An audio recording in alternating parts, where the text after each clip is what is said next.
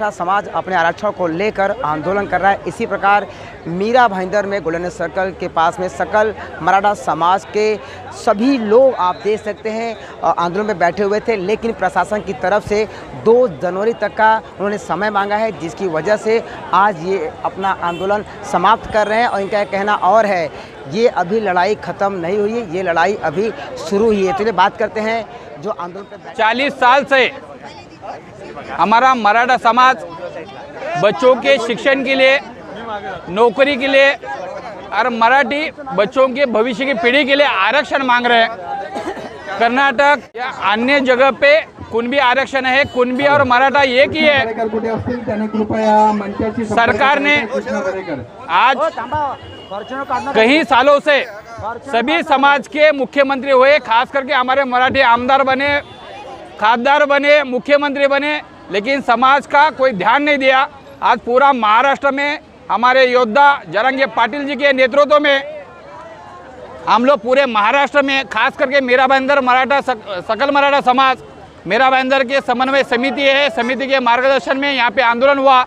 और जरांगे पाटिल जी ने अभी महाराष्ट्र के मुख्यमंत्री और पूरी सरकार ने उनको थोड़ा समय मांगा है कि मराठों को सभी को कायदे में टिकने वाला आरक्षण देंगे, इसलिए आज तक का जो आंदोलन आज स्थगित किया गया है। मीरा भाईंदर सकल मराठा समाज की तरफ से पिछले 2 दिन से हमारे मराठा योद्धा मनोज जरांगे पाटिल जी के समर्थन में हम लोग अनशन पे बैठे थे।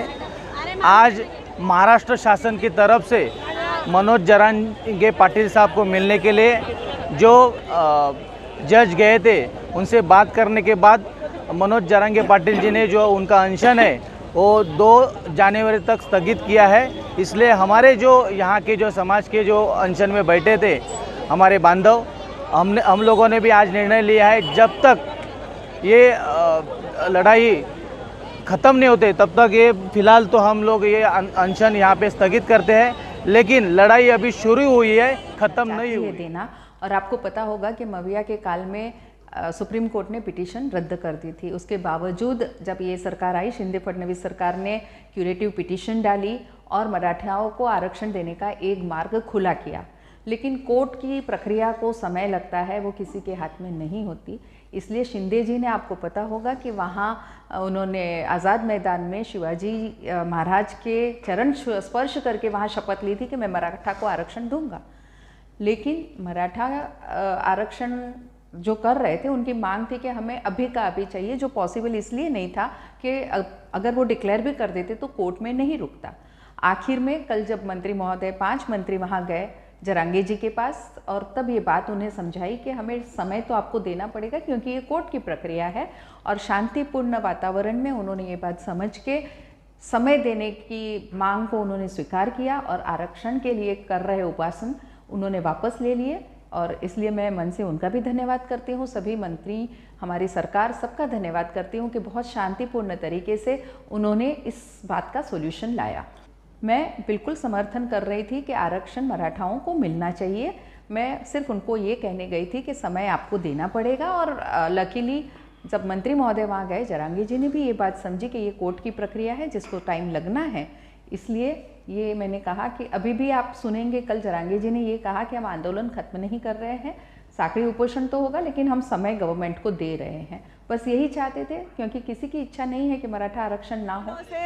महाराष्ट्र में जरांगे पाटिल जो हमारे मराठा आरक्षण के लिए, उपोषण के लिए अपनी जान की परवाह ना करते हुए बैठे हैं, उनको अगर सरकार को ज़रा भी आज हमारी आ रही है, हमारे बच्चों के बारे में, फ्यूचर के बारे में सोच रहे, तो आज उन्होंने हमको 2 तारीख दी है।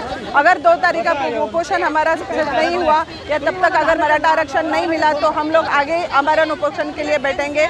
जाति के लिए हम लोग अभी आरक्षण के लिए कहीं पर कोई भी स्तर तक जाने के तमाम मराठा बांधवों को आज के लिए शुभकामनाएं देता हूं, क्योंकि आज एक्चुअली हमारी ओरिजिनल दिवाली हम लोग सेलिब्रेट कर रहे हैं, ऐसा हो गया। नहीं, अगर ये उपोषण नहीं छूटता तो इस साल की दिवाली हमारी अंधेरे में ही चली जाती थी। तो आज सभी महाराष्ट्र के मराठा बांधवों को मैं शुभकामनाएं देता हूँ, और ये उपोषण खत्म हुआ इसीलिए खुशी देता हूँ। लेकिन आपने जो मुझे सवाल पूछा कि ये कब तक रुकेगा, जब तक मराठा आरक्षण हमें नहीं मिलेगा तब तक ये लड़ाई हमारी शांतता के माध्यम से, अहिंसा के माध्यम से चालू रहेगी। गेल्या 25 तारखेपासून आमच्या मराठ्यांचे मराठा योद्धा मनोज जरांगे साहेबांनी अन्नत्याग आणि जलत्याग उपोषण सुरू केलं होतं.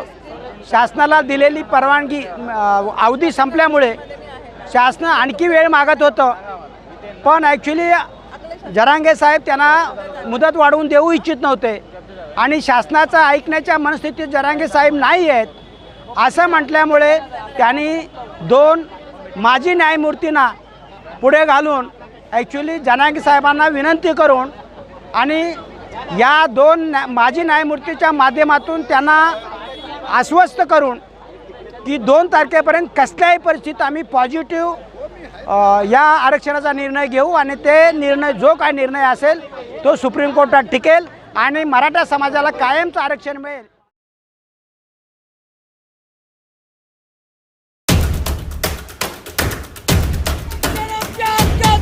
नाही कुणाच्या बापाचा. आरक्षणाचा हक्क नाही कुणाच्या बापाचा.